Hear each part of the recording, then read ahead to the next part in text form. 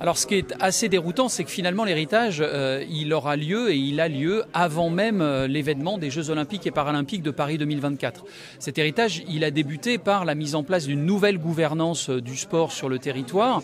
Et puis on a engagé avec l'Agence nationale du sport, avec le ministère des Sports et des Jeux Olympiques et Paralympiques, un certain nombre d'initiatives. Des initiatives cruciales comme les 30 minutes d'activité physique à l'école, un certain nombre d'expérimentations, le savoir rouler à vélo, le plan 5000 équipements. Donc, j'allais dire, l'héritage matériel est d'ores et déjà enclenché et désormais, il faut s'assurer qu'il y ait une durabilité dans cet héritage. Je dirais aussi que pour notre part, nous sommes aussi très sensibles à l'héritage immatériel, c'est-à-dire la considération, la reconnaissance et la place du sport dans notre société.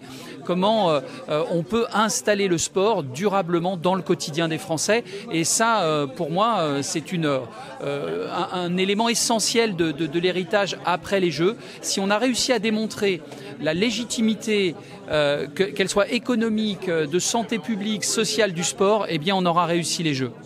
Alors pour y arriver, c'est un travail collectif, indiscutablement.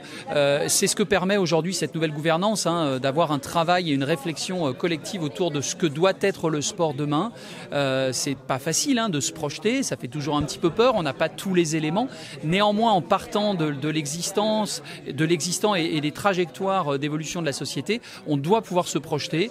Donc c'est important d'avoir beaucoup de moments d'échange et d'expérimentation pour avancer ensemble de façon concertée et apaisée. Alors c'est le cas aujourd'hui, les acteurs ne peuvent plus travailler individuellement, ils l'ont compris.